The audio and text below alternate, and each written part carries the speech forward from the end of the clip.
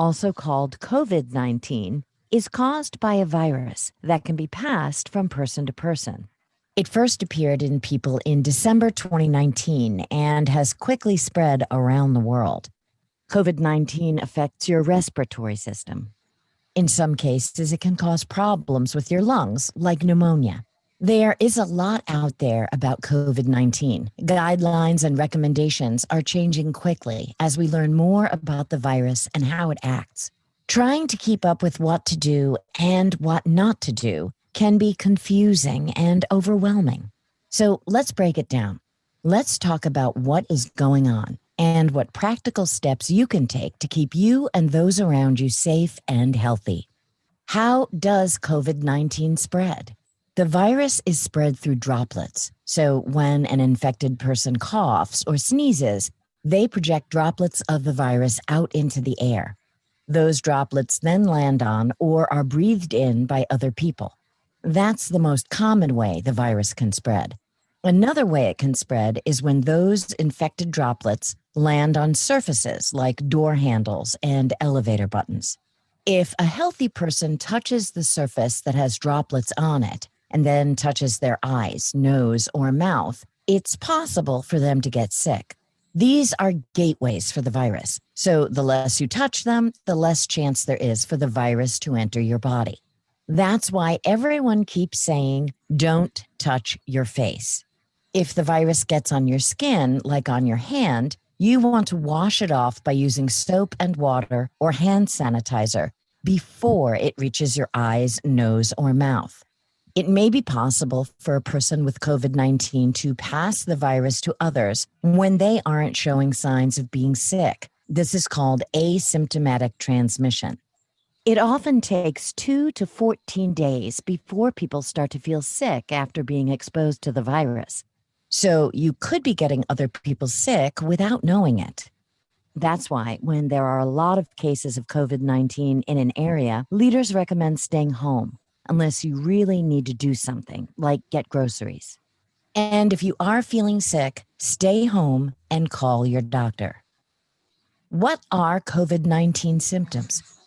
Some signs of being sick with COVID-19 are a fever, cough, body aches, and trouble breathing. Some less common symptoms of the virus include headache, sore throat, runny nose, problems with sense of smell or taste, nausea, and diarrhea. I know it can seem like anything can be a symptom of the virus, so if you aren't feeling well, stay home and call your doctor. Most people who get the virus will experience mild symptoms. Some people won't experience any symptoms at all.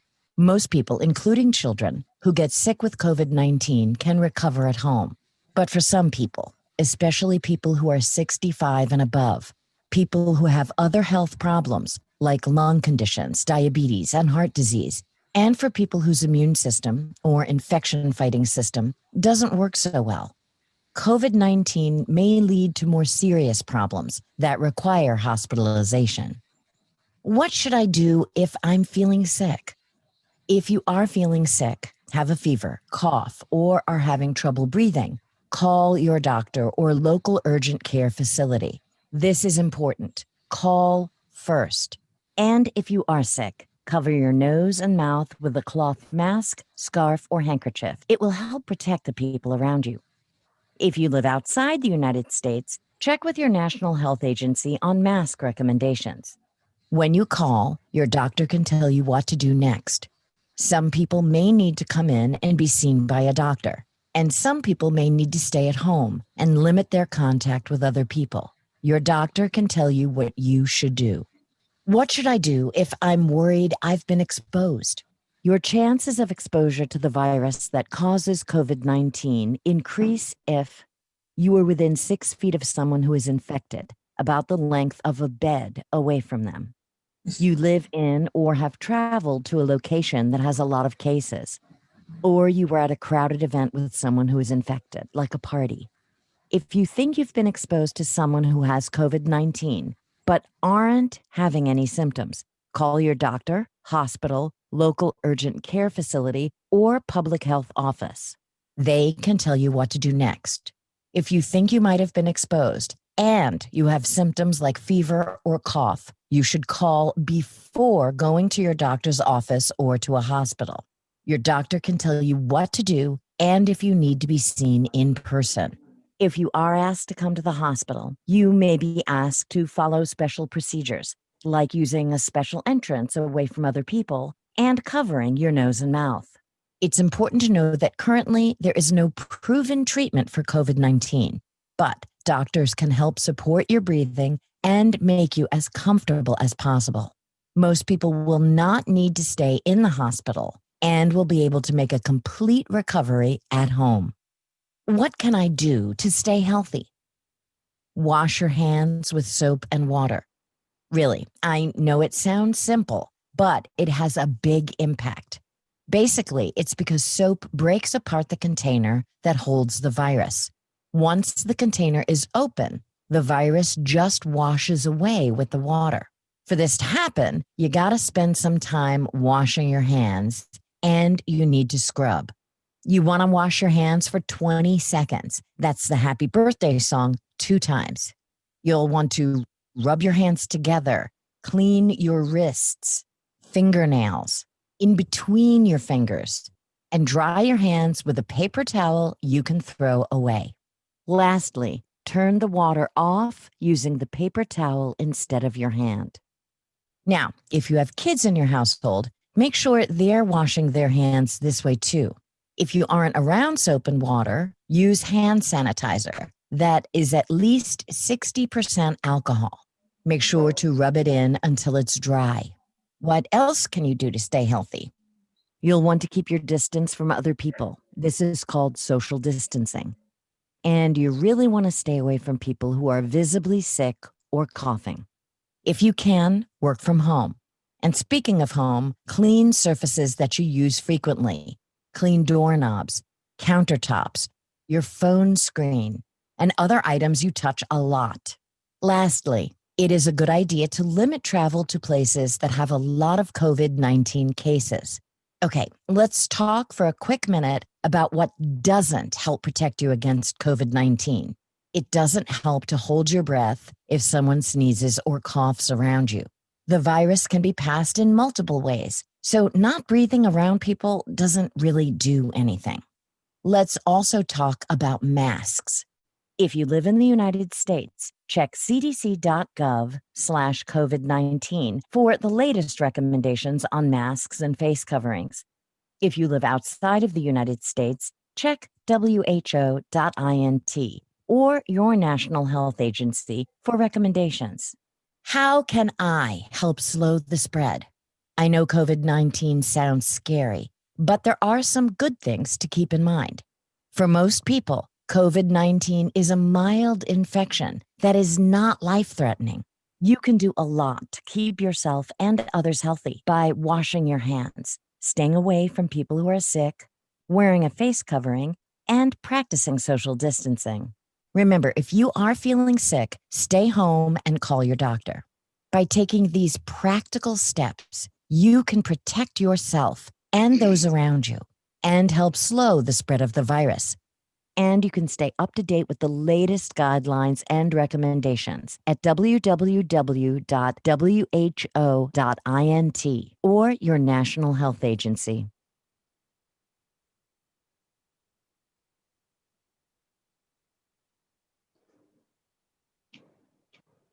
Good evening to all of you. Welcome to webinar organized by Library and Publication Committee of IESL. Today we are going to discuss about the lessons learned from COVID-19 outbreak with a special focus to innovative solutions for construction industry in this new normal. In order to continue the panel discussion, we have invited very qualified as well as experienced panel of experts. Let me first welcome Professor Sarath Kotagama. I'm not going to give a big introduction to Professor Kotagama because he's a well-known and eminent personality in the context of environment and other social media in the country. And he is a senior professor of Department of Zoology in Colombo University. We have another panel member from Ministry of Health. She is the technical head of the Department of Occupational Health, Dr. Inoka Suravira. She is a member of International Commission on Occupational Health. And Dr. Chandana Sirivardhana, senior lecturer from University of Moratuwa, and a researcher on disaster management, project management, construction safety, and productivity. In order to commence the discussion, first I would like to invite the chairman of Library and Publication Committee of IESL and the secretary to the Ministry of Rural Roads and Other Infrastructure, Senior Professor Ranjit Disanayake, to deliver an introductory speech.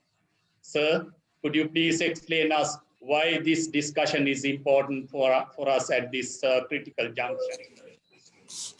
Thank you, Tilak, for the kind introduction and organizing this important session on the lesson learned from the COVID-19 outbreak and innovative solution for the construction project with the new norms. Actually, when you think about the COVID, it has been around us, around the world last 1 year. Like when it comes to the Sri Lankan context, it is with us almost 9 months. So being involved in the construction industry, I know how the drawbacks of the construction industry. And as well as this is one of the area where the nearly 20% of the workforce directly, and there are many people indirectly involved in the construction industry. As well, it has a huge impact on the GDP of the country. Of course, when we are in the construction industry, environment and the risk and the resources are another area that we have to look in. But when you look at as a big picture of the construction industry, today the risk has become the major component in order to implement the construction project. Therefore, what we thought is that during last 9 months, as well as the lesson learned from around the world, it is understood that we cannot stop the construction industry. We have to go with it.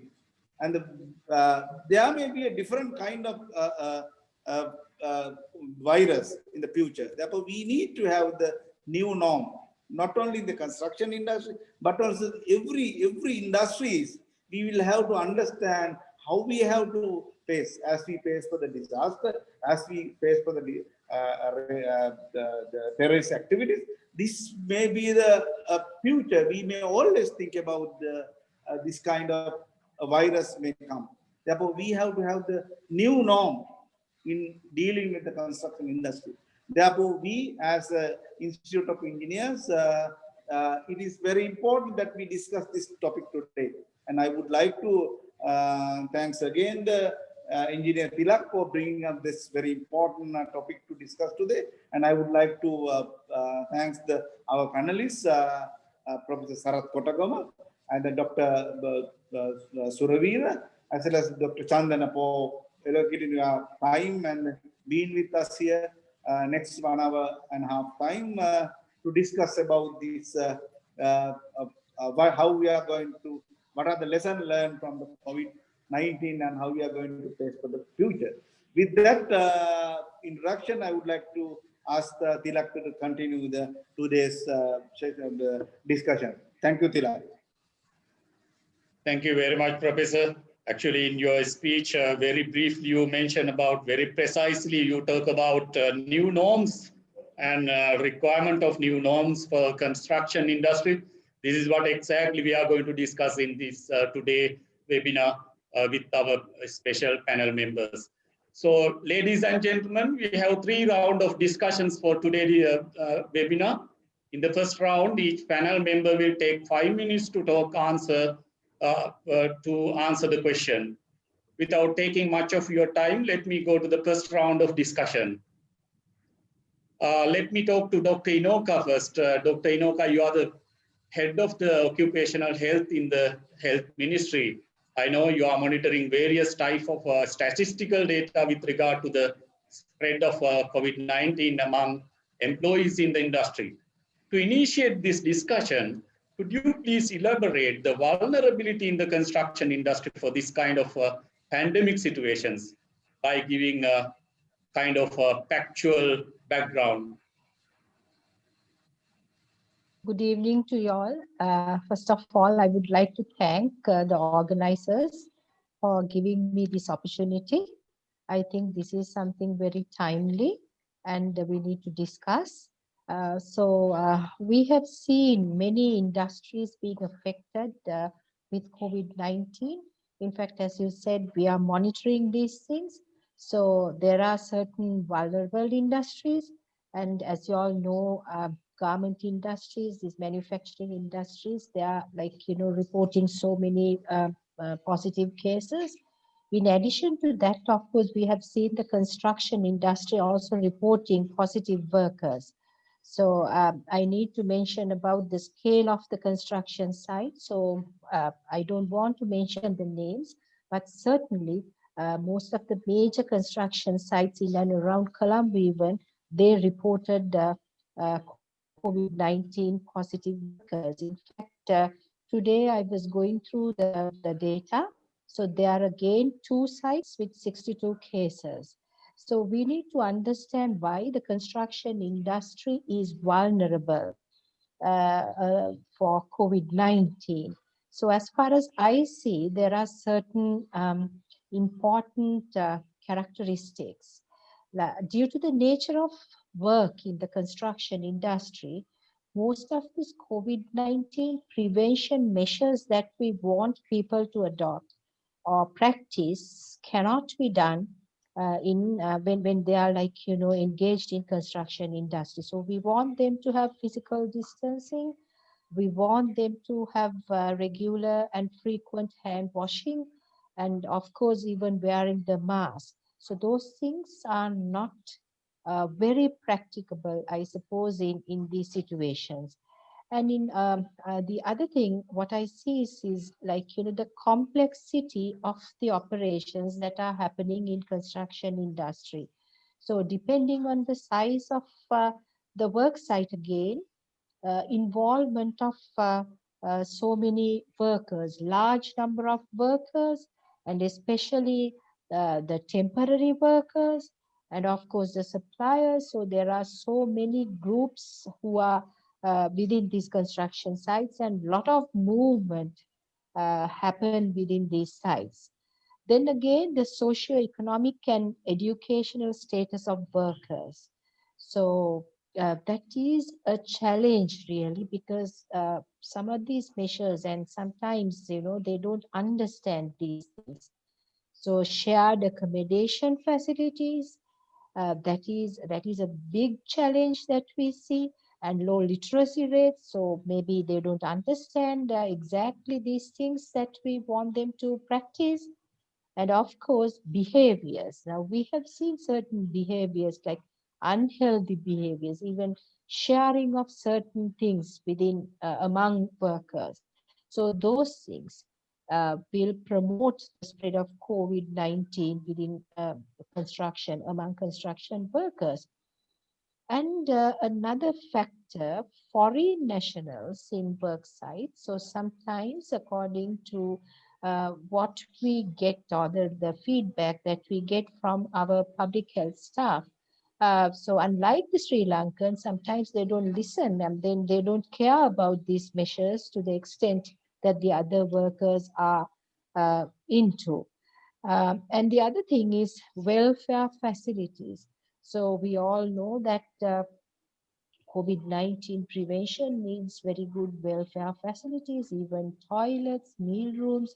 So I suppose there are inadequacies in construction sites with regards to these things. So therefore, we need to understand that construction workers are at a higher risk of developing COVID-19.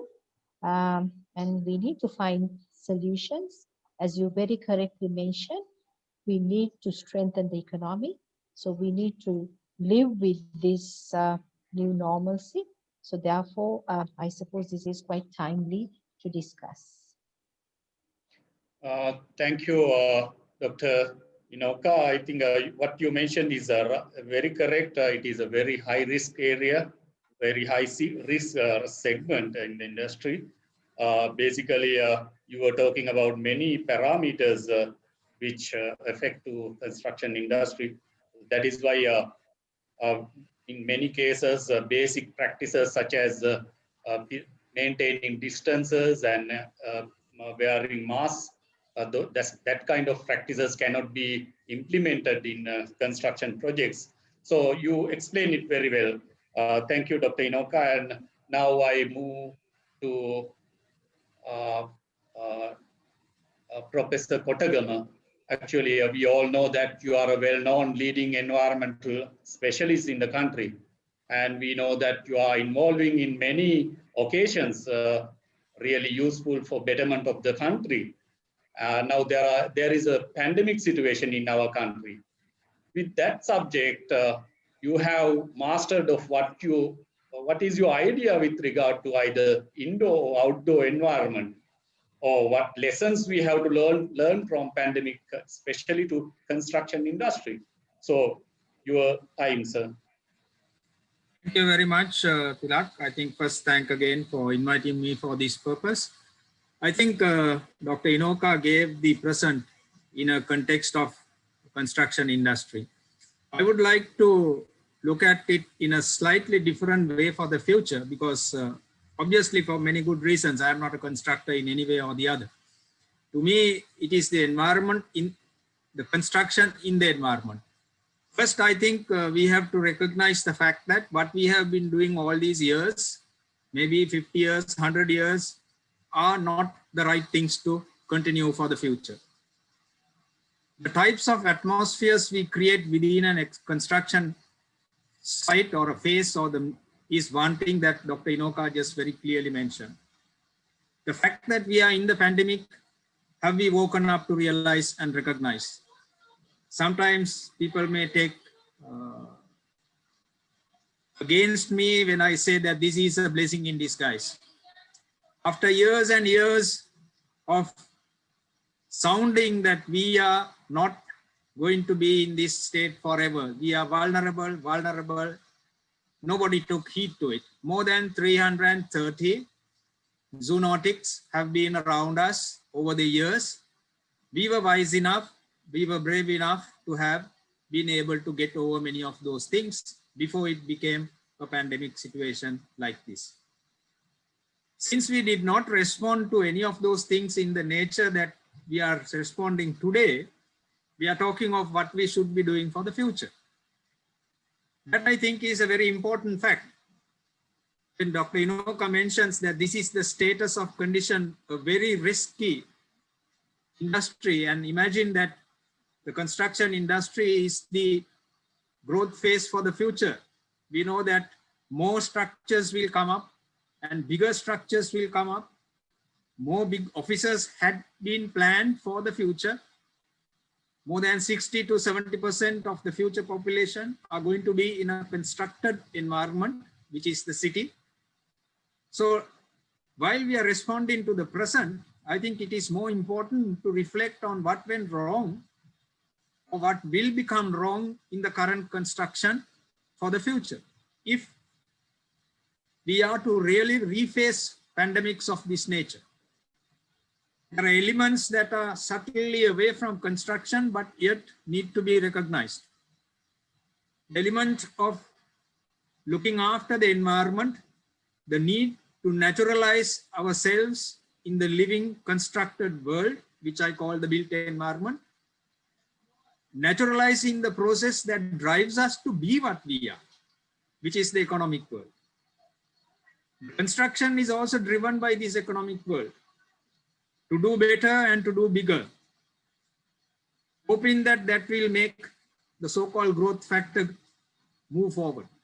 So it's really in this gamut of philosophies of thoughts that the construction industry and the constructor and the designer and the engineer and the people around it are going to see what to do for the new normal. What is the new normal is yet to be defined. one has to be very careful about saying that this is going to be the new normal, because we still have not defined what the new normal is going to be. If that new normal is going to be something that we are talking about as being circular in terms of everything, then what I professed all this time, the construction people should recognize was a big mistake, because the construction to now has always been linear. So you have to start rethinking how your construction can become circular, not the process of construction becoming circular, but how can the construction become circular? And here you have a very interesting situation for you to think, because one of the ideas of the new normal, which has been coming along gradually, hidden behind other curtains, was working from home. So do you need offices at all? These are some of the very interesting ideas that are going to be debated for the new norm.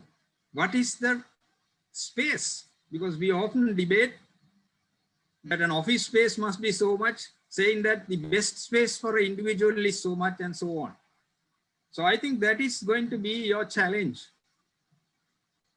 For a good environment of the future should be something that the construction engineers and the construction industry is going to look at more deeper into the process than the end product.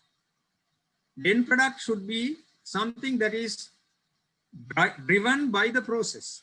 And I would end here by saying that if we are not going to be looking at the precautionary principle that has been a hallmark of all environmental concerns in the world, then the construction in the future and the industry is going to be yet more vulnerable than at present.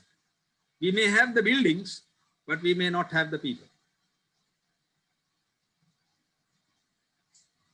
Interesting. For the second round.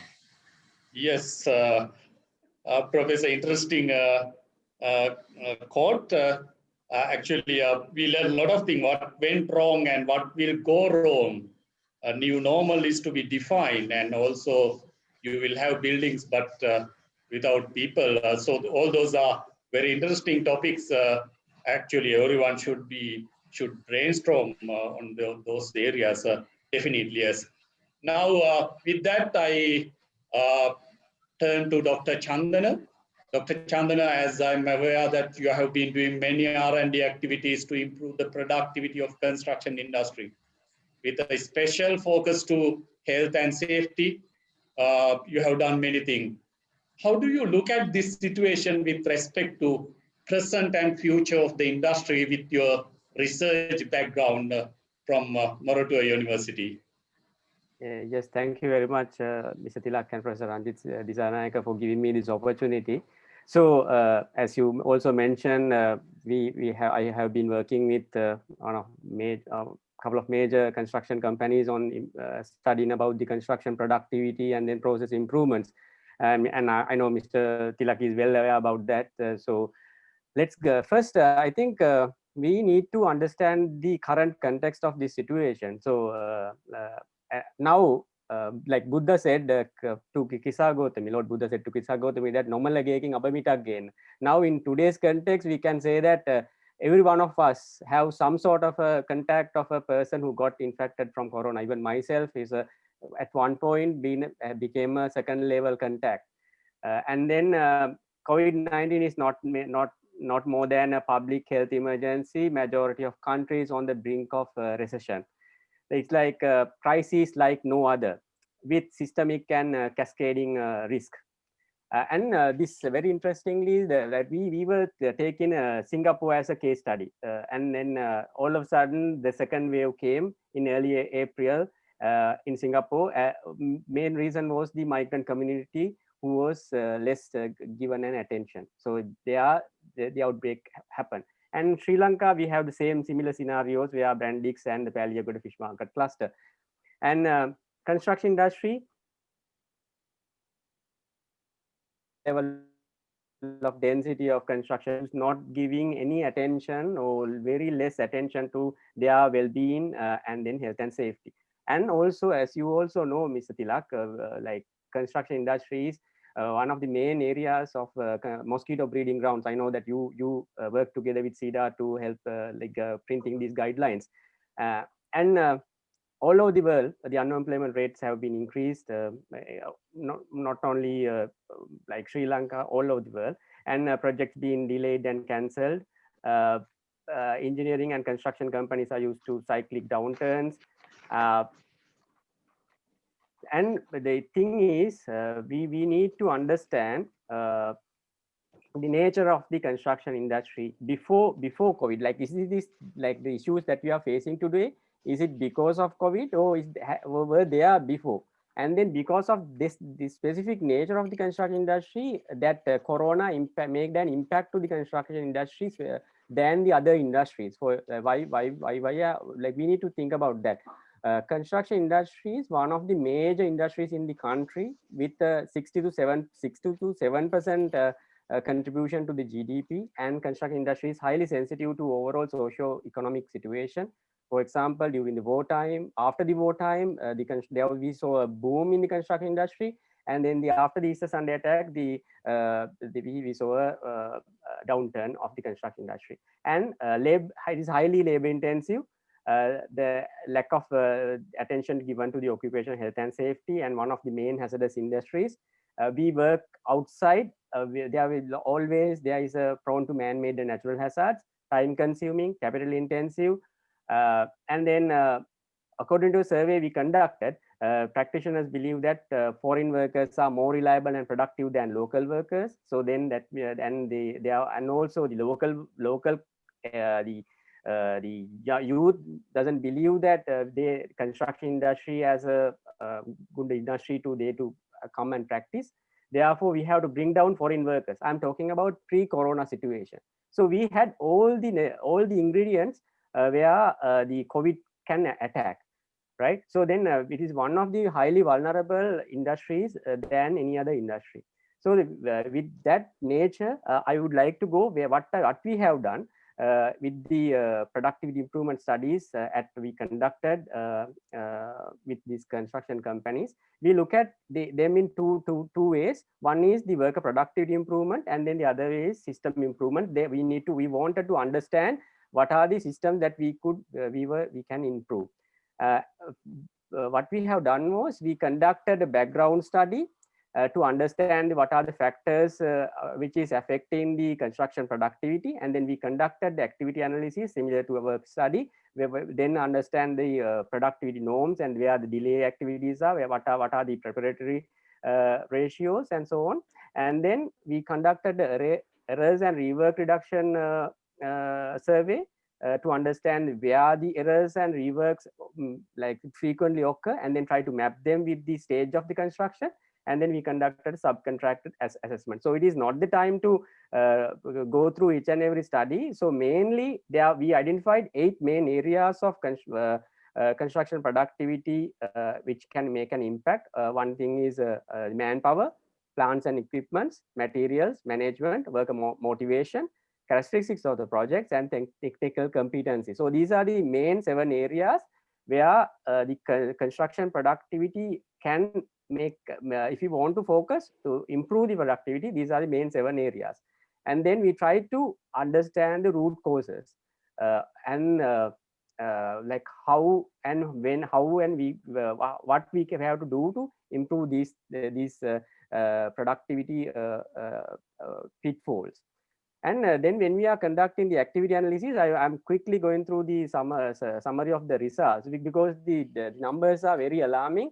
Because 1/3 of the time, around 30% in the trades which we have conducted the survey, the activity analysis or the work study, we are not doing any productive work. So that means 30% of the time workers are doing nothing.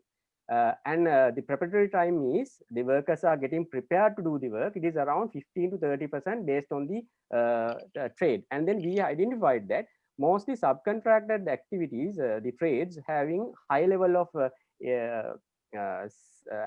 productivity compared to the other trades. And also the foreign workers were being more reliable and more productive than the local workers.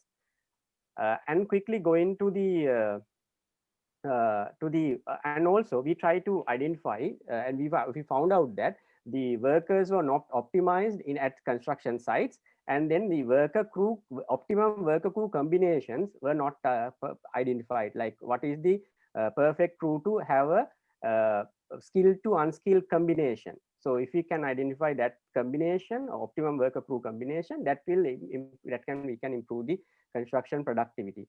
So likewise, so we have, since the time is running out, so let me summarize what we have found out from our studies. We have found out that there were many issues related to worker safety and productivity and quality because of the lack of attention, awareness, and perception of the construction workers, and also the lack of attention given by the management when we need to achieve the targets. We believe that we want to work harder, like work more and more, and then have less priority given to the safety, health and safety.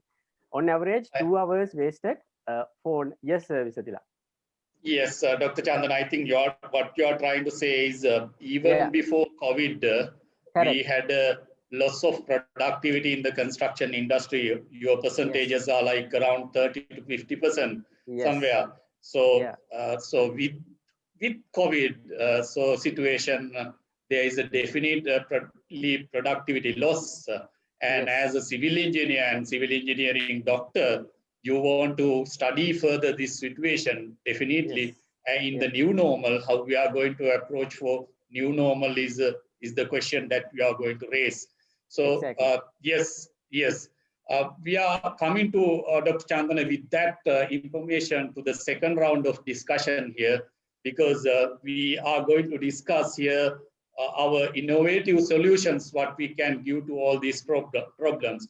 One way, Dr. Inoka is talking about health condition of workers and maintaining health and hygiene of sites, difficulty of maintaining that. And on the other way, Professor Kotagama was talking about indoor and outdoor environment. And without environment, without having a good environment, how can we live? That is his question. And then on the other hand, you are trying to focus on productivity and getting this construction to the normal situation. So it is a very good combination of all the three factors. Let's focus on solutions because we identified our issues. Now let's go to the solutions. So I'm going to ask one question from all three of you. So I think you all will be able to answer this practical question that because Professor Kotagama wanted to tell that innovative solutions are required in designing buildings and moving forward with respect to the indoor environment. So I think let Professor start this because do you think, Professor, that the current building designs and it is not blended with the natural environment, or we need to go for real different solutions when designing building? Well, thank you. Let me put you in perspective of a different way of thinking. See, I don't know how many of the builders, let me put it, pardon for the words that I use, but I'm trying to get a message across. How many of the builders ever thought that the buildings is a response to a lifestyle? Because we never built anything till about 12,000, 15,000 years ago. We all lived in nature inside what was provided for us. And it is the lifestyle that forced us to get out of that caves and come on to the plains, which resulted us that we needed something to cover ourselves from the elements of nature, which was a shelter.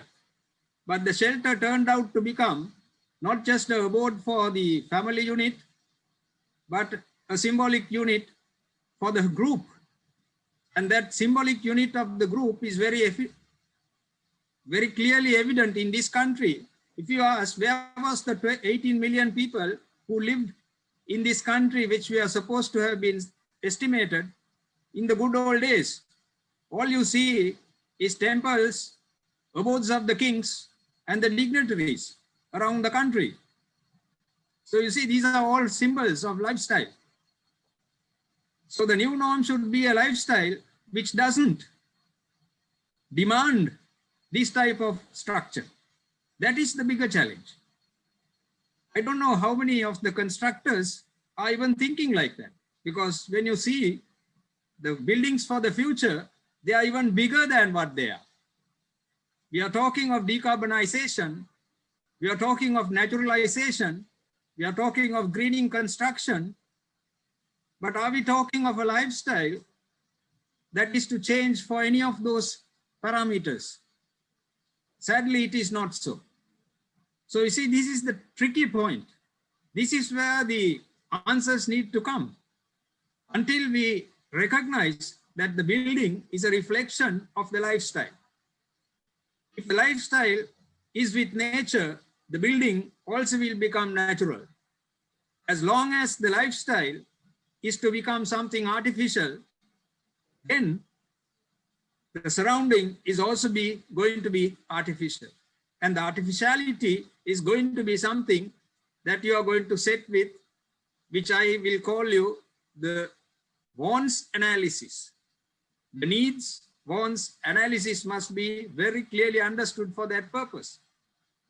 We all need something to survive, but the need is clouded with the wants, in which symbolism is one of the biggest problems.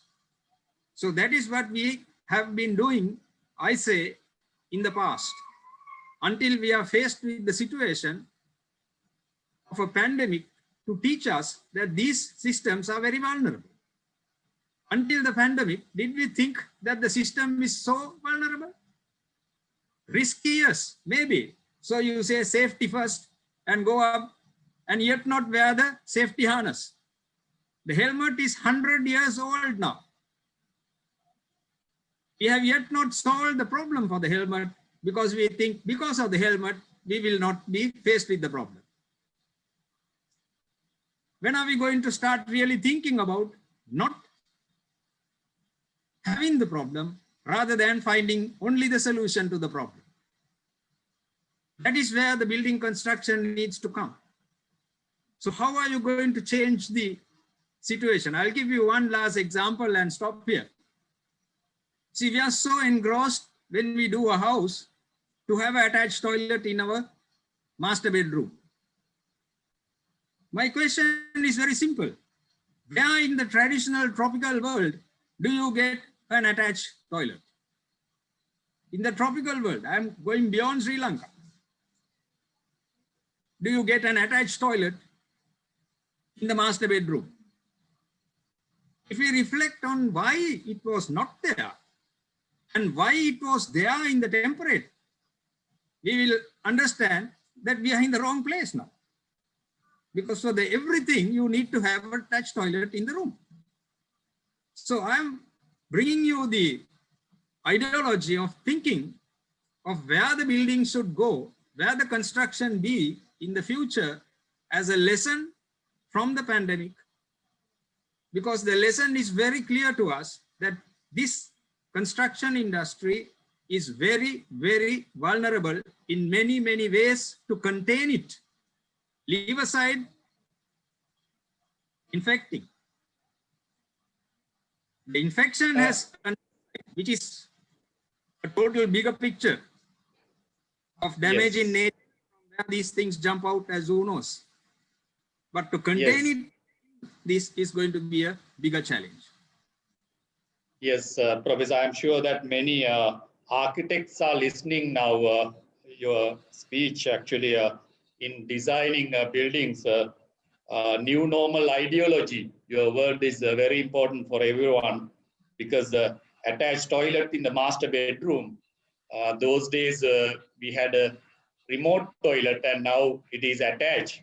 So different thinking ladies and gentlemen, you have to think about it when designing buildings. That's a good message. So let's, those are some solutions what he is suggesting.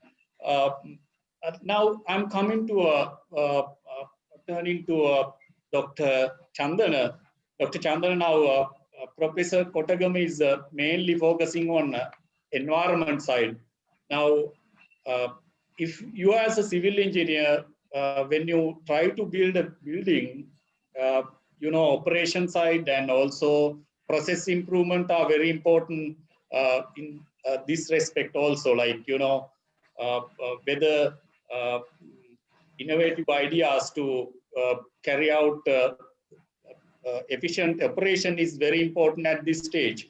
So how do you look at this as solutions from your perspective? Yes, thank you, Mr. Tilak. So what I am thinking is, like, I mean, rather than keep worrying on the negative impacts of the pandemic, I mean, we have to think and then think beyond. And as the professor said, like beyond the new normal, that what we can do, like we think positively. And like as I mentioned to you previously, we have all the ingredients of the construction industry being vulnerable. So then now we need to focus, and I have highlighted the issues that we had before the corona also. Now it has been escalated. Now we have to move forward. It's no point complaining. So what are the areas that we can focus into? So I thought of having a highlight here 6 areas. And each these areas we definitely need to technological interventions. So then without technology, like COVID, with the COVID, we heard the term new terminology introduced, that digitization. So we are as you also know, Mr. Dilak, current construction industry is like we are way behind digitizing construction processes and then operations and like application of the digital technological tools. So the areas which I want to highlight is workforce planning and management. Planning and management in general, and it is including the site layout planning and management.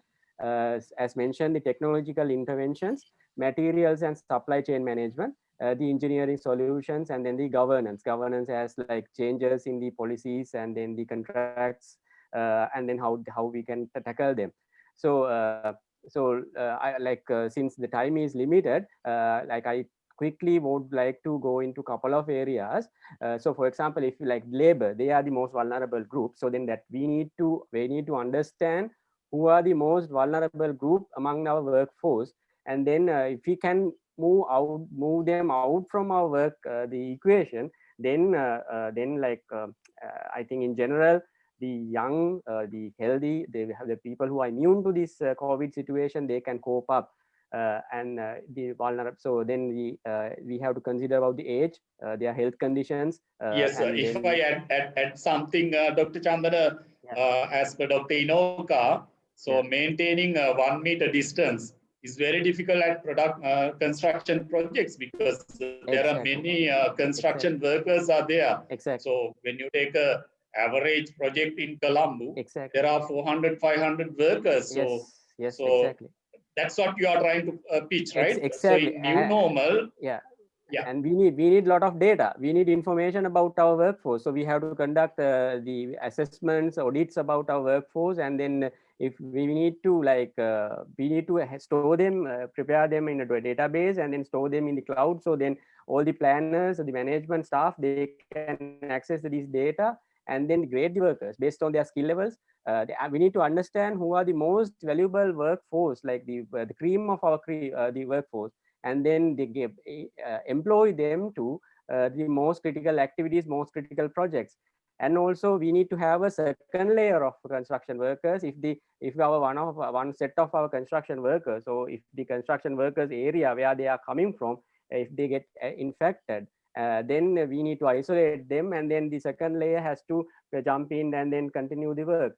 That in order to do that, we have to conduct these assessments and then the categorization of the workers. And we need to understand what is the optimum number of workers, like, because this, as you also said, with the social distancing, we have overstaffed our workers. So number which we can optimum or minimum number which we need to carry out a construction activity. How many workers are just waiting for doing nothing, like while others are doing the work. So, and then as I mentioned previously, optimum crew sizes. And also for the management staff, for the people who are working in these offices, and they are doing a very important role. So then for them, we can definitely employ the digital technology based applications to conduct remotely meetings remotely, and then we monitor the workers. We might be able to use CCTV cameras or the drones. And then once again, if I interrupt you once again, please. Yeah.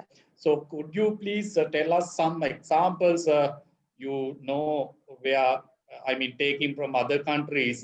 So where digitalizing of these kind of things happen in some other countries. If you have some examples, please. Yeah, exactly. Thank you for asking that question, Mr. Tilak, because I did my PhD in Canada. Like my focus area was construction productivity improvement, and then there in Canada we have remote areas where it's very hard to go and employ engineers to monitor, and it is very costly as well. So the virtual supervision activities, virtual supervision mechanisms are implemented. So what they do is, with the permission of the workers, they install the CCTV cameras, and then at the central office they do the monitoring and progress tracking and all that, and also the automation. So that I'm talking about way back in 2015. Now the tools might have been I mean fully sophisticated and commercially available. Back in the days they were doing some research,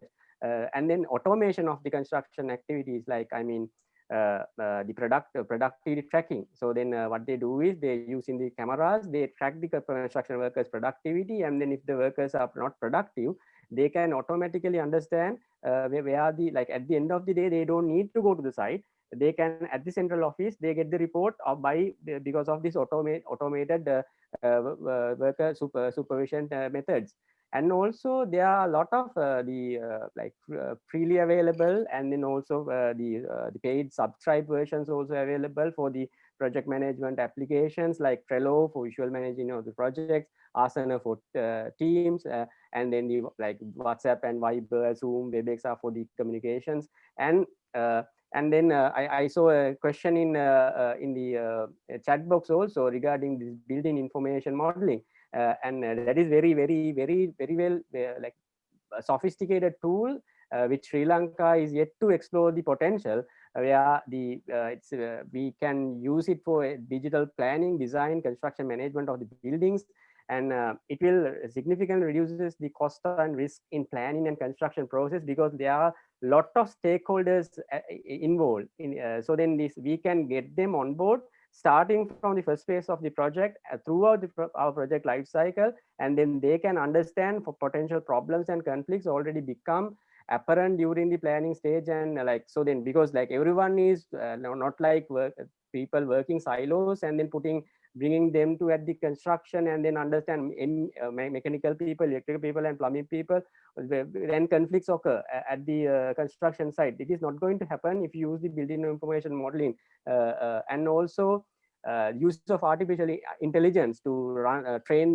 these networks to understand the cost overruns. And because at this current situation, saving a rupee is very important, right? So likewise, there are a lot of other areas which we can focus into. Especially we need to, if we can move the construction execution from the site to a factory.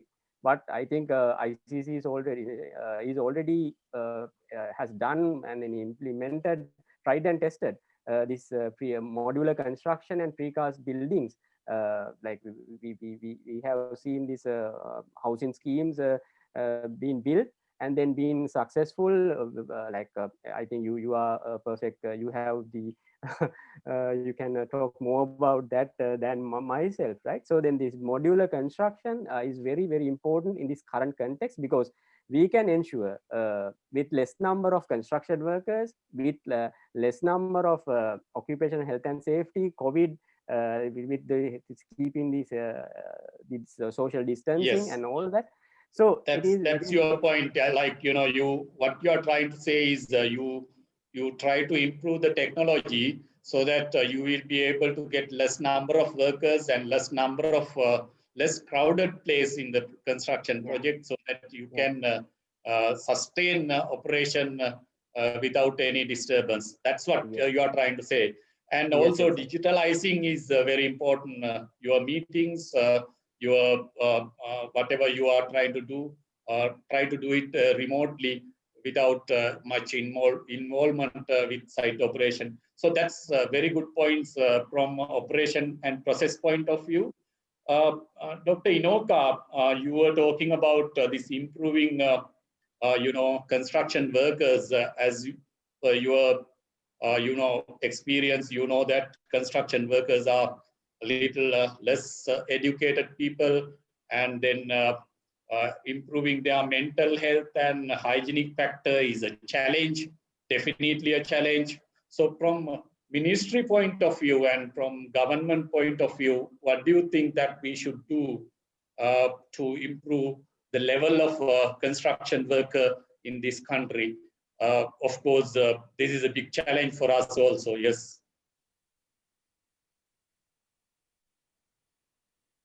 Well, I think that's a very important question. So, in my opinion, for you to address this, you need to take several measures. So, if I say, first, I think you need to have a tambourine.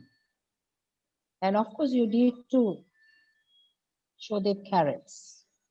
And of course, you need the stick. Tambourine, carrots, and of course the stick. So now let me explain what is meant by the tambourine. Tambourine is basically the awareness.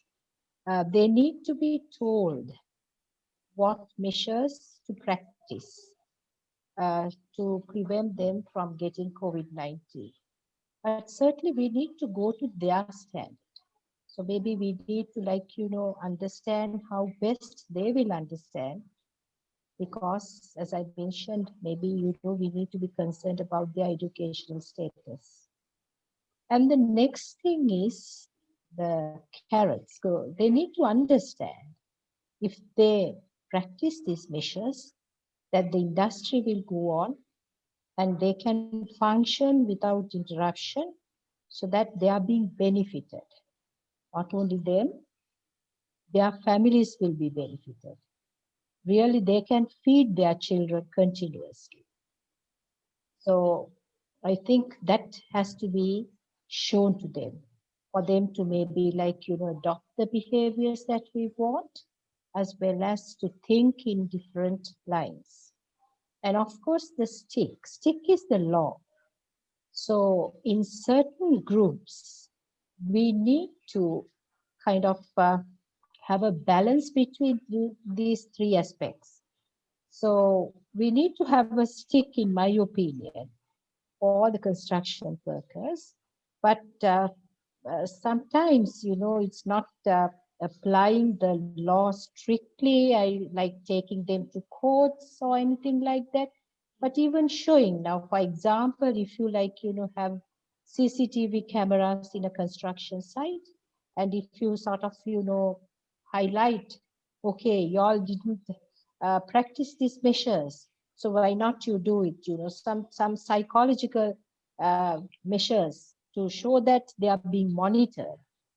So I think such measures would sort of, promote them to practice certain behaviors. And in certain industries, I have seen, especially in garment industry and all, sometimes they have been fined. So I suppose a mixture of such measures would help them to better understand these measures of COVID prevention. So you need to try out and practice these things.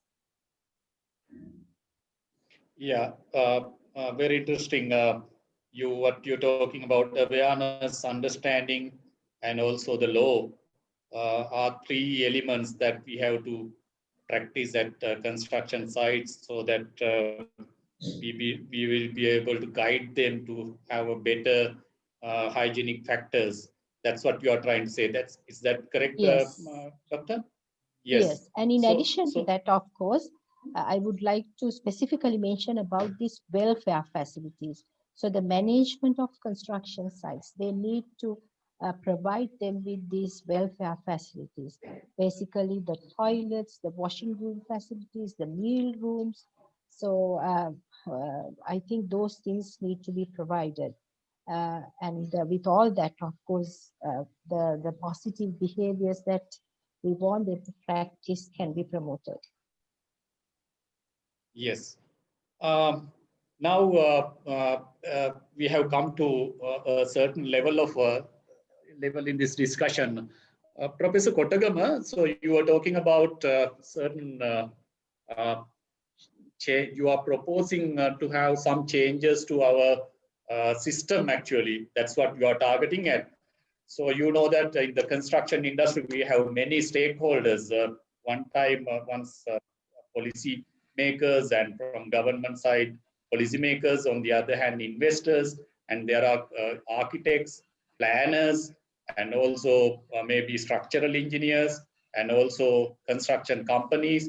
So there are many stakeholders involved, and also there are many monitoring bodies also in Sri Lanka.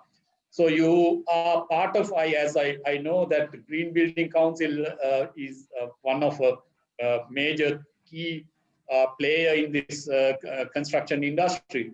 So what more you can do with the Green Building Council as solutions for innovative solutions for this, what you suggested right now?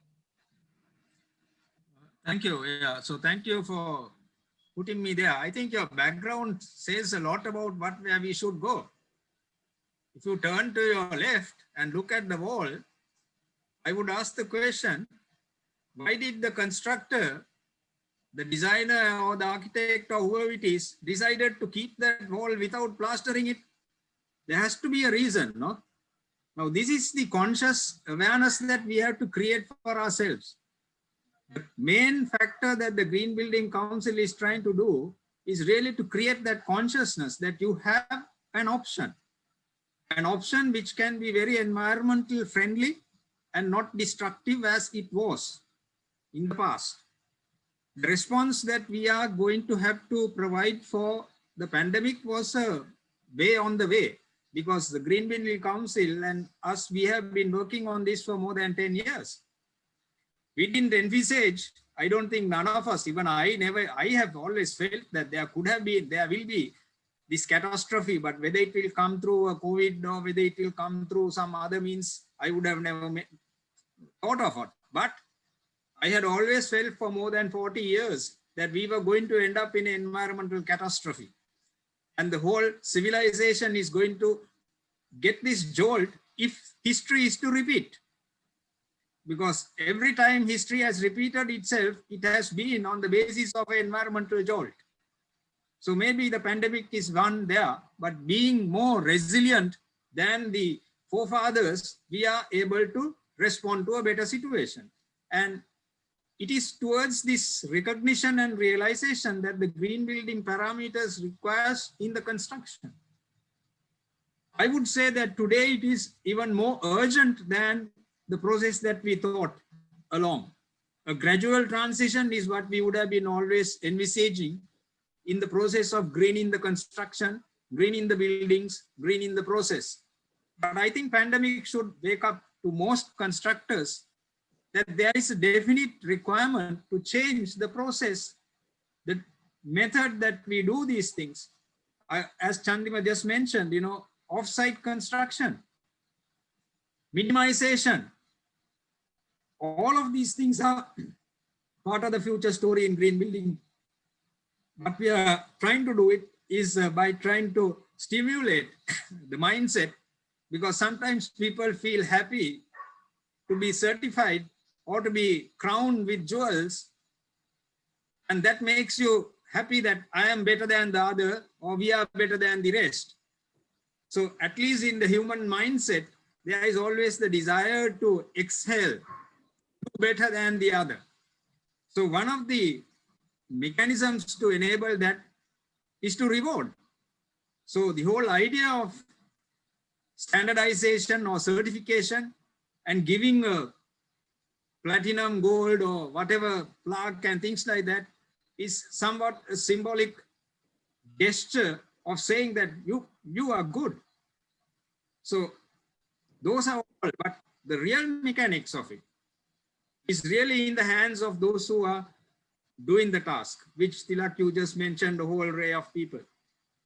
You know, every one of them should work in unison together to achieve a common objective,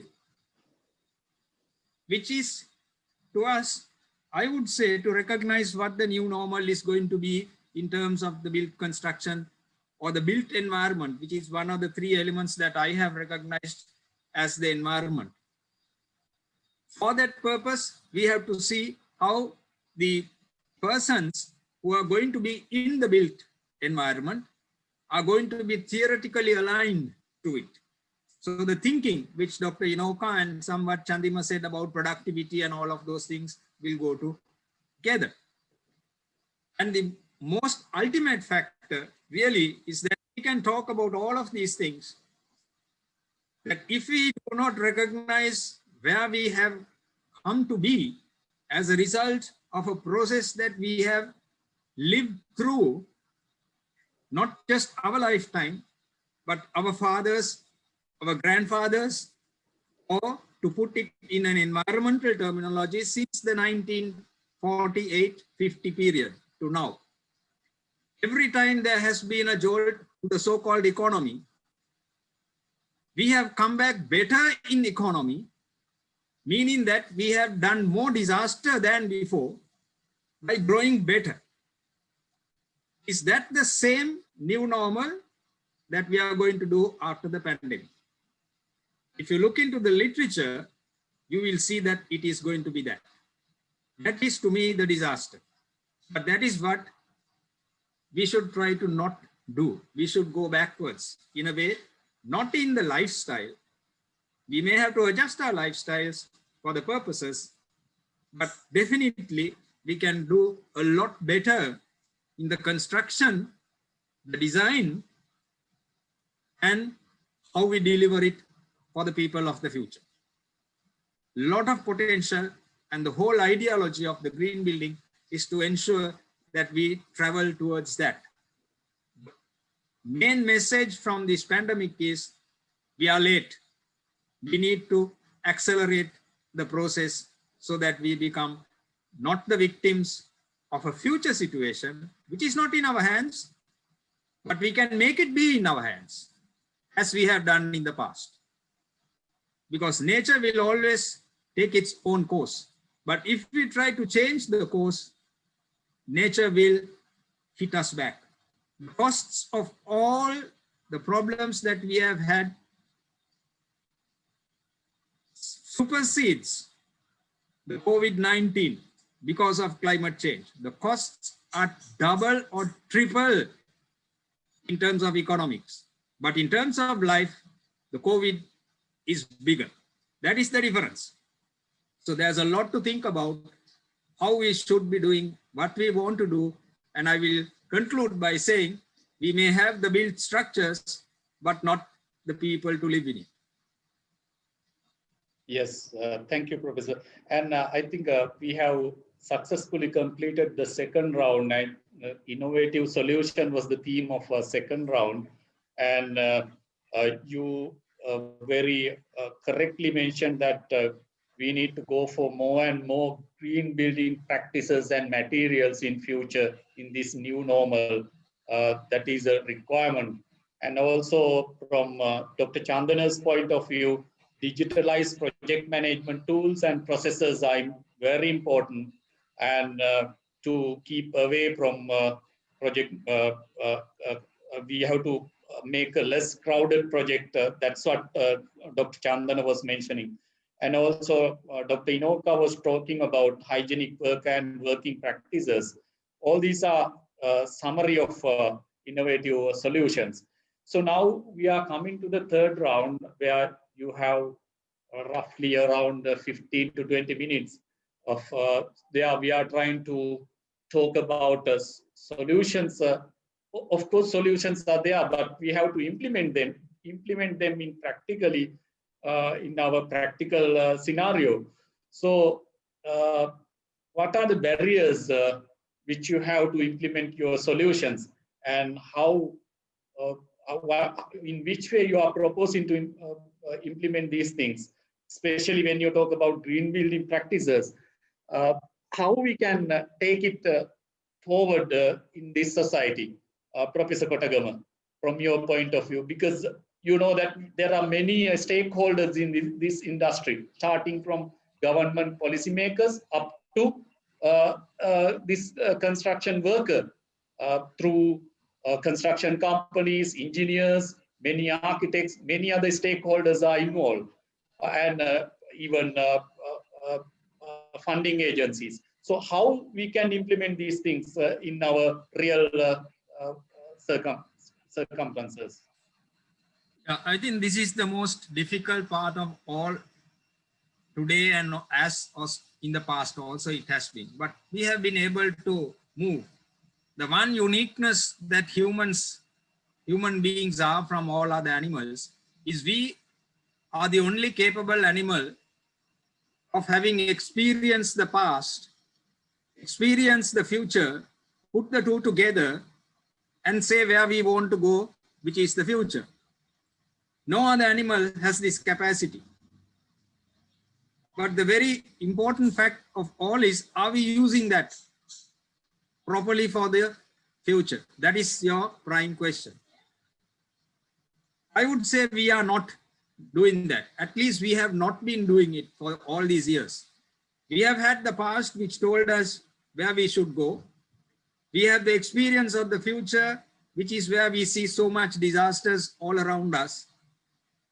Climate disaster, the resource disaster, the biodiversity disaster, social disasters, and solution disasters, I put it that way.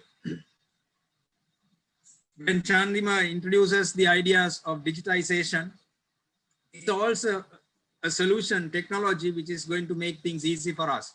I don't deny that, and I think, yes, it is fantastic. But do we know where we are going in that process? We say technology. Let me call for it in terms of technology. See, we have three options. Business as usual, go for the sustainable world that we all have in our heads, which we are theorizing, having ideas, thoughts, process, and all of these things, or go to what is referred to as the geotechnical approach, heavily dependent on technology, and all of these things will fall apart. Don't worry, somebody will come up with a solution that is going to be AI, artificial intelligence, or all kinds of these things that are coming up. But we have also come to realize that we have only one option, which is we have to go for a sustainability progress. The planet is only one. There is only one planet, which means that there is only one fixed amount of resource base in this planet. There is only a fixed amount of space on this planet. Has anybody really asked the question, why are we trying to settle in the moon or in Mars? Why can't we find to live in the 72% of the land that is underwater? How much of effort are we putting there? You will see in the new designs what are called the floating cities. So now we have not been thinking of floating cities, we have been thinking of reclaimed cities. But to reclaim the city, you need to change the land and push it into the sea. Tokyo has done that, Singapore has done that, Malaysia has done that, UK is doing it, the United States, everybody has been doing it. But nobody has really thought till recent 10, 15 years ago to go on to the floating cities concept. Because we are consciously knowing for ourselves that we are living in a pot of burning oil. If you are in the pot of burning oil, what is your response? You need to get out of it. And if the planet is the burning pot of oil, you can't find solutions by hanging on to the rim, because it is only going to be very hot in the oil and not the rim of the pot. So you have to go away to Mars or to planet Moon. So you see, this is the psychology. So the primary requirement, the biggest barrier is the thinking process that we have come so far. And that is not going to be easy to change. Our thinking process is geared by the demands that are put in front of us, or the, I would say, the picture that is painted for us for the future. Only now we have come to realize that it is not going to be the same as that was there in the past. But we will probably forget this in a very quick time, because that's also part of the humankind. We are very good at throwing away and putting away all the bad habits, all the bad things that we experience, with the desire for good, which is always floating out there. We don't know. So you see, the future lies in our teaching process changing for the future. It will not happen immediately, but it is the responsibility of the present to make sure that the future will change. Learn lessons. The whole purpose of this was lessons learned. What have we learned? Not just the COVID. COVID is just one dot in this whole exercise. There's a bigger picture of environmental disaster. We must reflect it in that bigger picture. What are the lessons learned in this bigger picture to make sure that the world is going to be habitable for the future for mankind? Because our populations are not going to come down. Those are myths. People are going to say, we will control the population, it will become less than what it is. These are all myths. So if you recall these, the solutions are with us. As I said, buildings was a reflection for a lifestyle. So my response is, change the lifestyle, the buildings will change accordingly. Yes. Dr. Chandana, you are proposing some digitalized platforms. So from where we should initiate it as per your view, Dr. Chandana?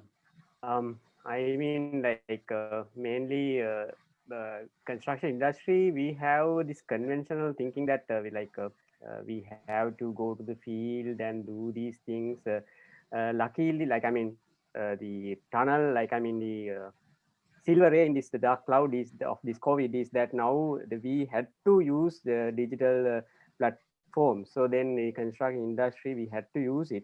Therefore, we have to do a study on where our readiness of the using it. Like for example, ERP systems. Using ERP systems, I don't think because of this some conditions of the contract, some companies are using it, and then it is even the main contractors still reluctant to use the ERP systems and integrate project management into their ERP systems, and then also this HR based ERP systems. So we have to start from somewhere.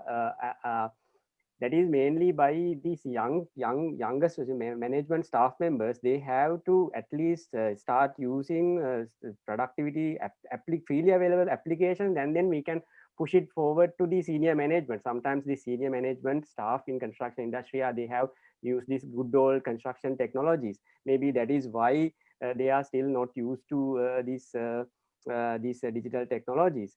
And if you use these methods like and also now in other countries they are thinking about smart materials, smart building which can sense into that nature. But we are still talking about implementing ERP systems and then these platforms, how to integrate building information systems into information modeling into construction industry. Maybe one starting point would be the education, changing the education lab. I think we have a responsibility to train young engineers equipped with this new technologies. I also take a part of the blame for that.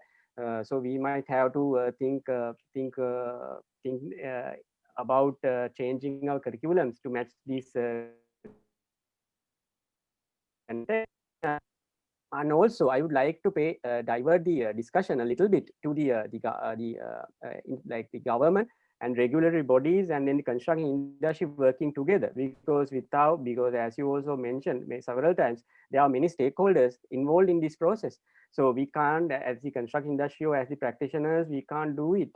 So for example, for the COVID pandemic is not, pandemics in general is not, if correct me if I'm wrong, they are not included in most of the contractual agreements as force majeure event, right? So then when you are going to claim it or for these expense claims and all that, the construction practitioners might be facing issues. And also government can play a major role. There is a question about that as well. So how the construction industry can sustain welfare to their construction workers? So how about government, like they are maybe not using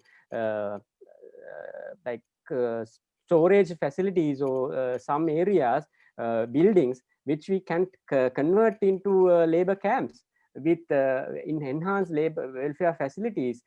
Government might be maintaining them with the Ministry of Health, with strict guidelines, health guidelines, and then the construction industry can work together with the government and then providing transportation or providing the funding to that. I think construction industry contractors might be very happy to do that. So that those things that we need to think about. And also as far as I know, that now correct me if I'm wrong again, we have to do this 1% of testing of this workforce. So that is the cost that which we are not included, because the PCR testing is around 7,500. So 1%, if you do it, if you at the end of the day, it adds to a huge amount. And also so regulatory bodies, sometimes the guidelines has to be like, I know the guidelines, this guideline is very comprehensive. So but when it comes to the practically implementing it, we have to think about this practicality of the this implementation also. And other thing is the stabilizing the supply chain, and also this now, because of this like newly introduced this 100,000 road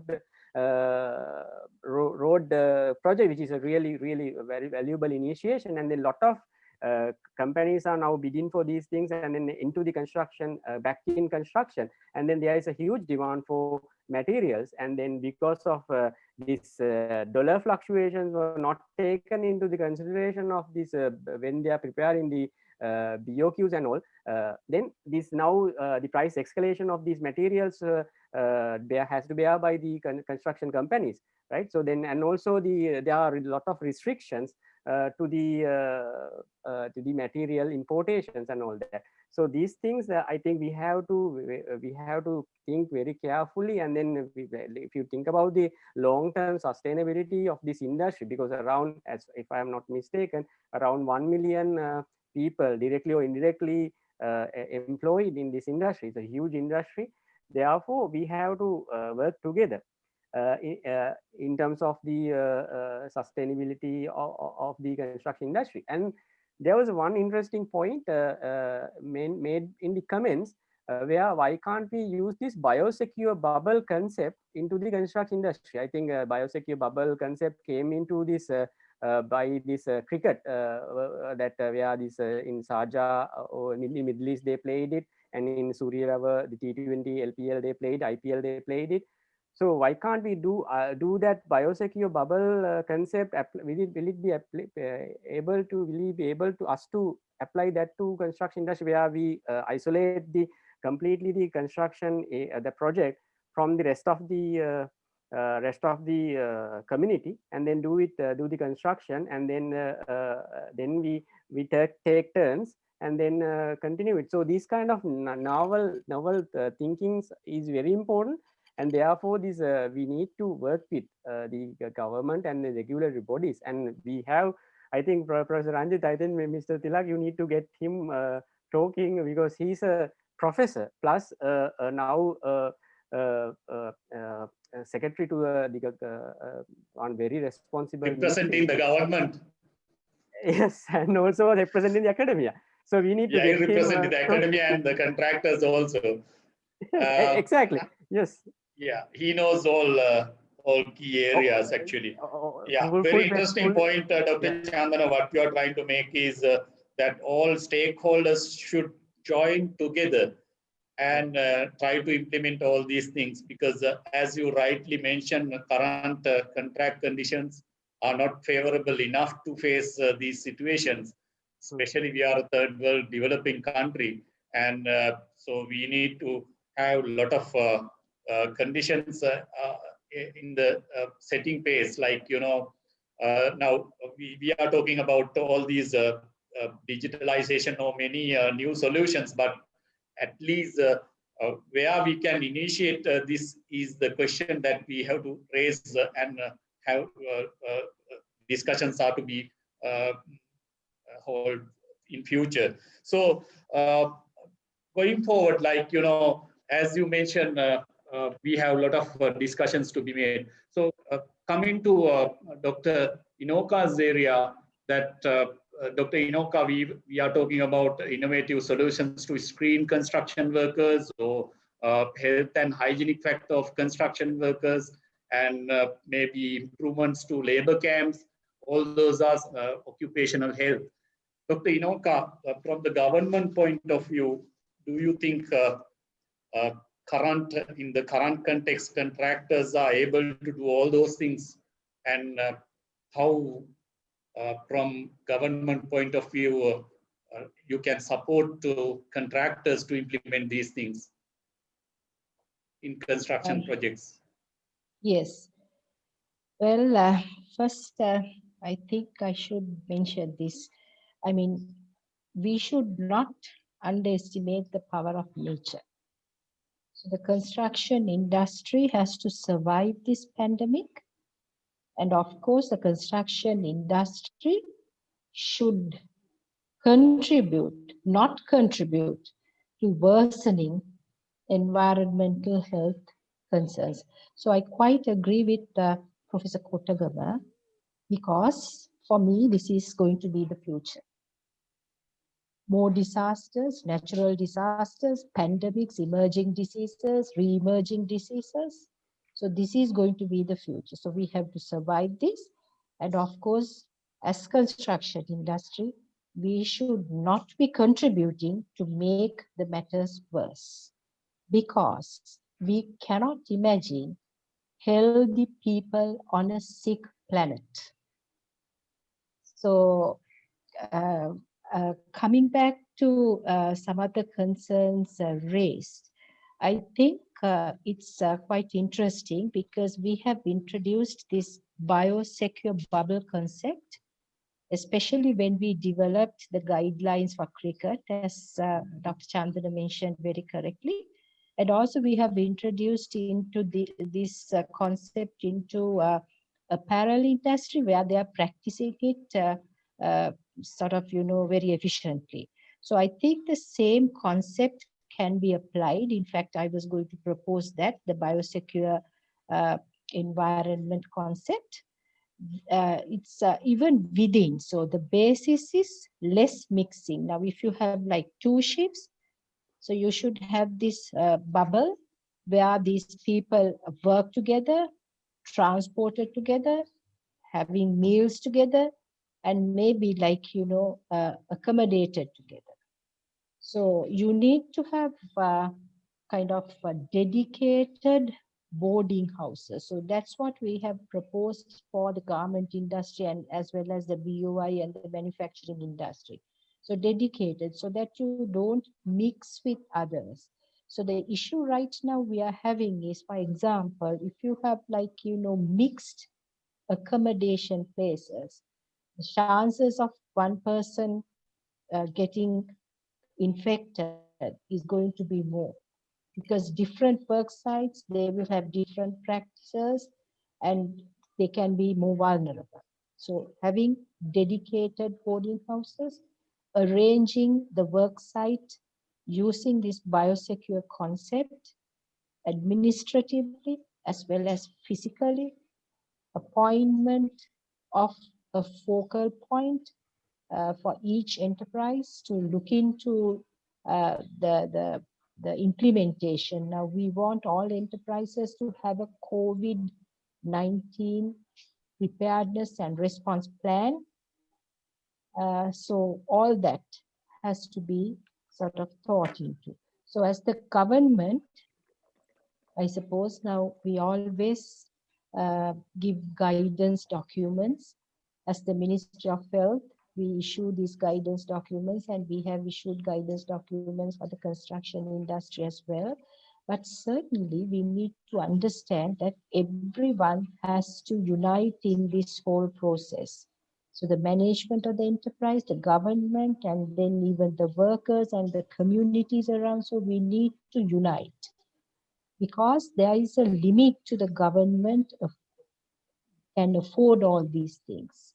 Now, as Dr. Chandana mentioned about this PCR testing, so we have introduced this to the BOI industries especially, and so this testing has to happen. Why? Because then you will identify early infection.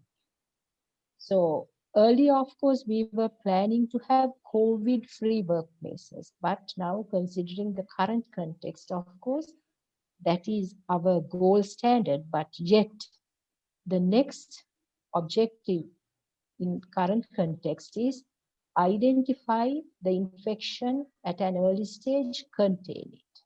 So for that, you need to do this PCR testing for surveillance purposes, but of course, not every day, maybe on a random basis. So the government can sort of, help in preparing the guidelines, but certainly the investors, they need to sort of, coordinate and maybe collaborate with the government to prepare these things. I think it's going to be an investment for the major construction firms. Why? Because we will have to live with this. We don't know whether we like it or not. We will have to live with this. I don't know for how many years. So therefore, I suppose it's high time that the industry, as well as the investors and the government, they come to one common platform and discuss about these things, so that we will have business continuity. And as one of the previous speakers mentioned, the resilience. So all that too, if we want to achieve those things. I think, Dr. Inuka, with that, we are coming to the end of the session. Actually, this is the time for us to give audience to ask questions. So this is a question and answer session. So let's try to get their questions. So there is a question raised by someone, Amila Premakumar, in the chat box, asking,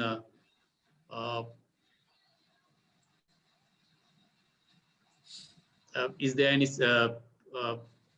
well-mannered safety protocols arranged by someone? That's what his question is, whether the pilot program for informing the community, has it been arranged?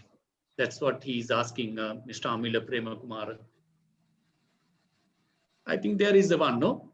That has been in place, Dr. Inoka, for construction you mean industry. For the construction industries, yes, we have sort of, given guidelines, and maybe we can further revise those things, because earlier, of course, we were more into the preparedness part, but certainly we need to talk about the response part also, like, if you find workers positive in your work site, what to do and all that. But certainly we have revised the guidelines. So there are things, but maybe, because this COVID is quite new and things are really changing.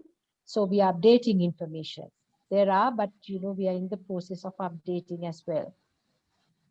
Mr. Tilak, I think his question has two parts. One thing is, I think he's asking which construction sites has gained with well-mannered safety protocols also. So then I think he's asking yes. about benefits of having health and safety protocols implemented. So I think Dr. Inoka may be able to answer that part as well.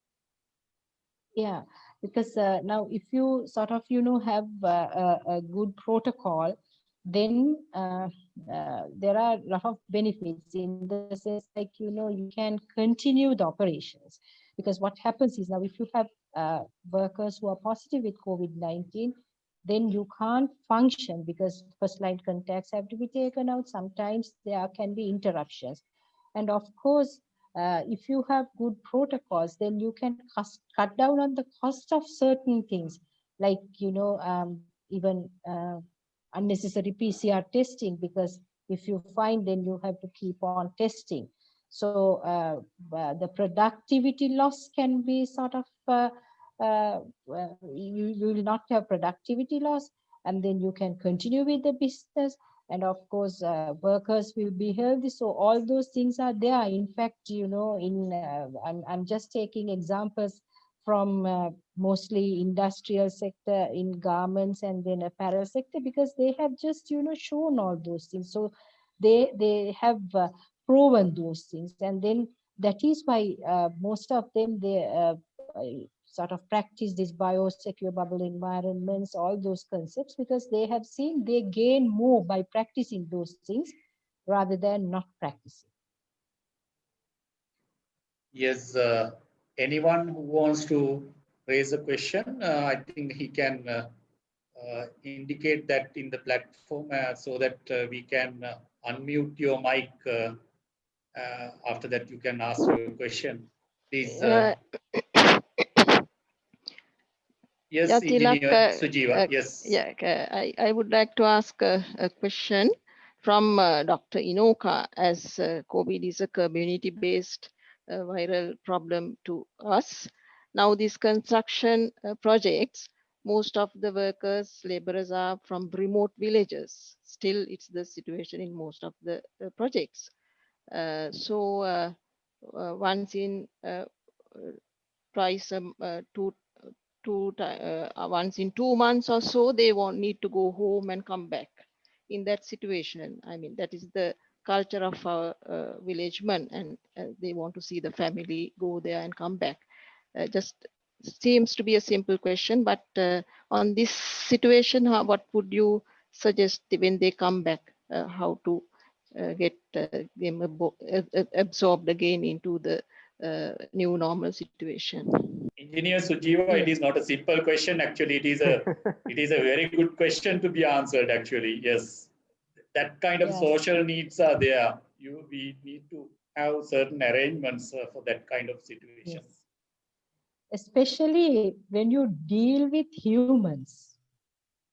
Human-related questions are very complex. So I think that's a very interesting question, because now the issue is we need to understand now most of these construction sites, especially they are in and around Colombo, Gambha, those areas. There the COVID situation is maybe worse than other parts of Sri Lanka. So I have a concern when these people go to their villages, of course, they can take COVID with them to the villages. So we need to be careful about that as well. On the other hand, as you mentioned, now it's like, distributed to other parts. We need to be concerned when we get them back to work. So you need to do certain things like screening. So you need to actually now we recommend daily screening, whether they have COVID-19 like symptoms and whether they have fever, cough. So there is kind of a simple screening tool that we have given to industry where they screen and temperature checking. So all that they do. But on the other hand, I think it's very important to have this concept called team building. So we need to be sort of, we should not, we need to work as a team. And we should not deceive anyone. So even the management sometimes, so if the workers are like, very trustworthy, they will come out with the truth also, whether they got in contact with first line contacts when they were at their villages, and whether they were sort of, having any contacts with COVID-19 patients. So some kind of a trustworthy team building also has to happen, in my opinion, because people have to be trustworthy. Otherwise, they sort of can tell lies. And that we have seen in so many other industries. So that's one thing. But other than that, of course, the screening. And on the other hand, when you get back them, if you know that there are places of stay, they are at a higher risk of having COVID-19, maybe sort of you can again screen them and then delay for a while, because you never know, or else you will have to test them. So if you just test, if you can do a PCR test. So if that is negative, of course, you can get them back. But PCR is, of course, now what the status, the time you took the test. So therefore, once you test them and once they test negative, and maybe if you just can get them to the biosecure bubble, then of course you can continue with the work. Professor Mahesh wanted to ask a question. He has, can I ask a question live rather than typing? That's what his concern is. Shamila, can we allow him to raise the question? Professor Mahesh?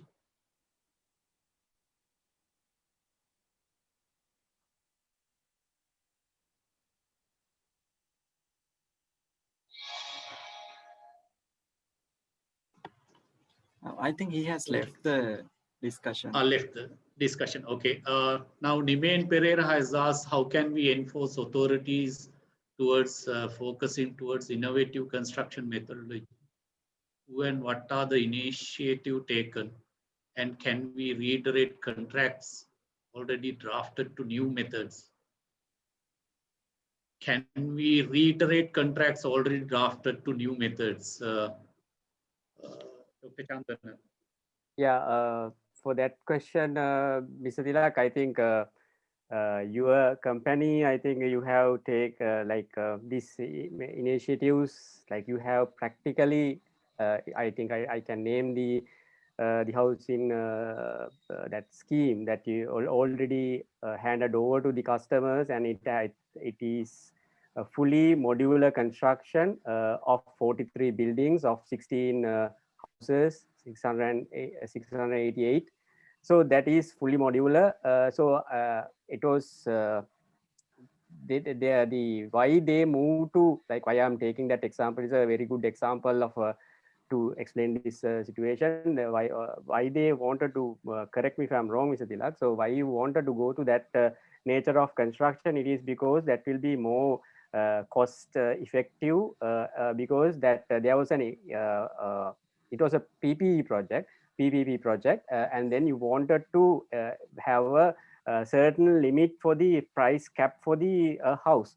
So then that is why you move to this modular construction, right? So then likewise, so this government, if they put the contractors to come up with modular construction as a condition of the contract, so then or else they has to have a price cap for a certain unit. Then contractors have to think, go back to their design rooms and then think of innovative solutions, like what Mr. Tilak and his company has done.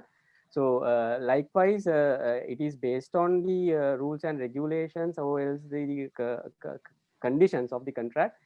Based on that, it can be very successfully can be implemented, executed. Okay. Yes, Doctor. Yeah, the other thing is, which I wanted to highlight with what Dr.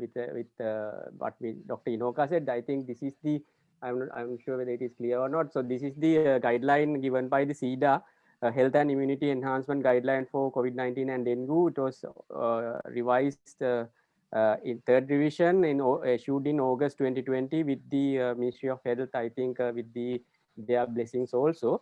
So that is available, and then the why we need to focus on the safety of the and well-being of the workers. It is because that is one of their prime responsibilities as humans to ensure their safety and well-being. So that is another thing why we need to have the safety protocols in place.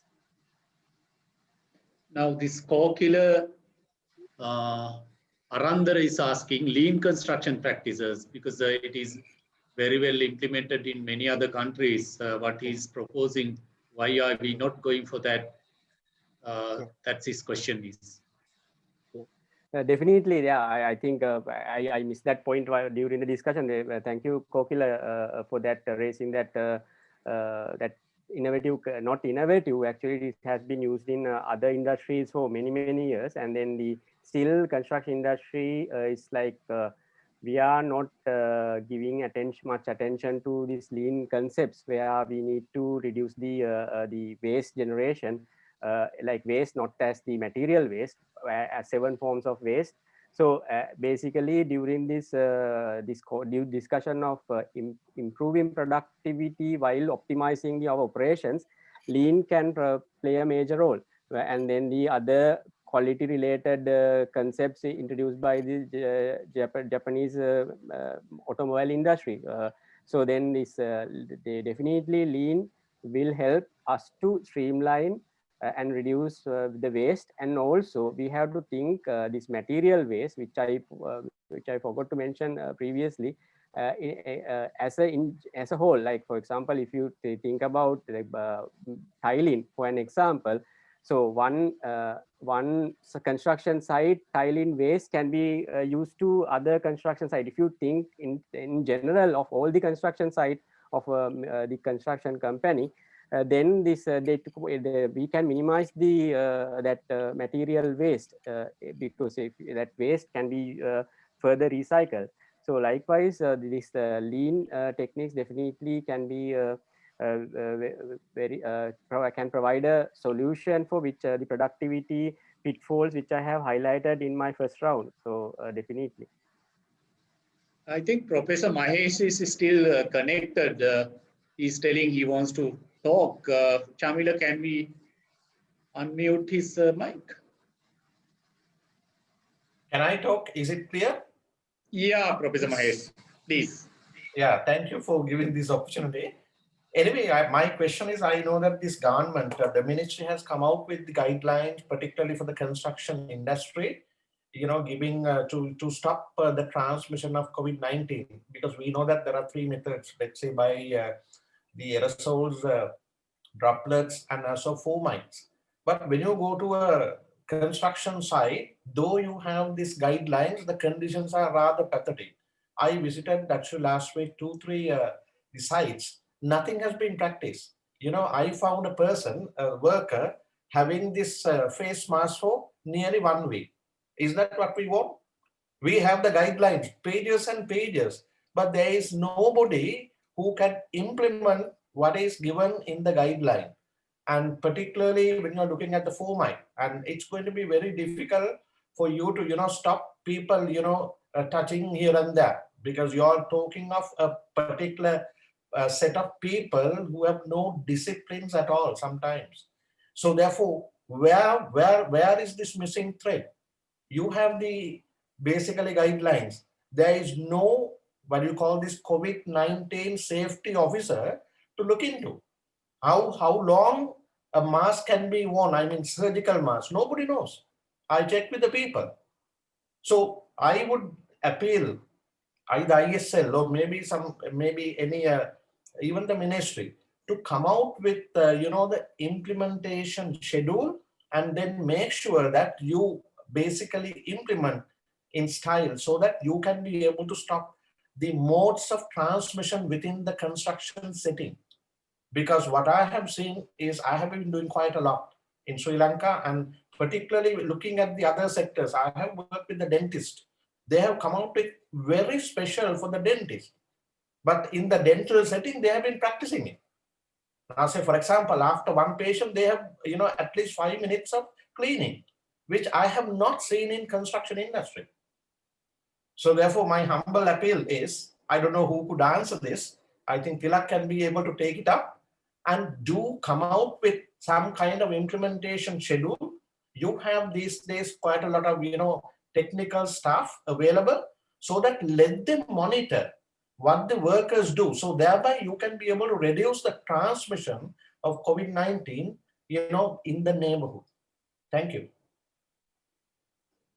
Thank you, Professor. I think from our company point of view, we have taken a lot of measures to, mitigate this situation. And, we have prepared a protocol, and then we have addressed many of these things. And day to day, operationally, we are working on these areas of, whatever the given guidelines are followed. Yes, there are some practical difficulties, of course, given when the given situation is considered. I'm not sure which sides you have observed, but I also believe generally the situation has to be improved. Yes, definitely. Dr. Inoka, what do you think about it? Yes, so I also think that the general situation has to improve. So that is why I mentioned, previously also, that we all need to unite, because the government, the enterprises, the managements of all these private construction sites, the workers, as well as the citizens of this country, we all need to understand our responsibilities. So in fact, now we have this monitoring system. Of course, now we have the medical officers of health and the public health inspectors, but I must say now they are overburdened. So they do the monitoring, but always they cannot be standing in front of these construction sites, whether to see, like, everybody's practicing the behaviors. So we do that, but then now for the garment and then the BUI industries, what we have done is we have appointed a focal point for each particular enterprise, a focal point who is responsible for implementing the plan, that is the COVID-19 preparedness and response plan. So he or she is responsible to see whether the guidelines are being practiced in their particular enterprises. And then, of course, we have a monitoring system where we get down this summary information. So maybe we can try that. But what I mean to say is, especially the management of these construction sites and then these enterprises, they also have a responsibility to see that they comply with whatever the protocols that are given by the government as well as the Ministry of Health. So we need to develop some kind of a self-discipline, because we all are professionals, so that those focal points can see whether the workers are adhering to the simple measures that we need to practice. So that kind of a monitoring mechanism, I think maybe we have done that for the garment industries, we have done that for the BOI, we have done that for the banks, we have done that for the garment ministries and then like the departments. So I think it's high time we do that for the construction industry, so we will do it. I think with that, I'm trying to conclude Engineer Tilak, can yes, I add yes. something here? Yeah. Yes, Engineer Sujiva. Yes. Yes.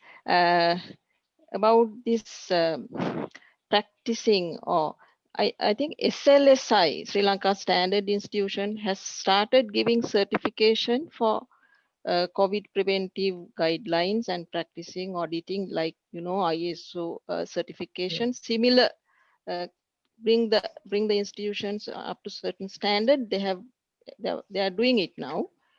We can encourage the contractors to get that, so that everybody will keep a certain standard. And also this has to be there has to be a behavioral change in every individual through education and we have to be our own policeman. I mean, that is, we have to go into a new normalcy. That's all summary of it, I think, just for an information. Thank you, Tilak. Yeah. Yeah, I think we discussed many factors. Actually, in the initial round, we were talking about lessons, what we wanted to learn, and then followed by solutions, and then we were talking about implementation of these things in the industry. And basically, three ideas came out: green building practices and materials were spoken about, and then digitalized project management tools and processes were spoken. And after that, hygienic worker and construction practices are spoken. So all those are very important topics for the future of the construction industry. I believe we will have a better construction project in future if we consider all these factors. And with that, I'm going to stop this conversation. Thank you very much for all panel members. Special thank goes to Professor Ranjit Disanayake, who encouraged us to arrange this kind of a webinar session, and all panel members contributed well to this webinar. And thank you very much, all participants. Thank you very much, and we will meet once again with another seminar. Thank you. Thank you very much, Mr. Tilak.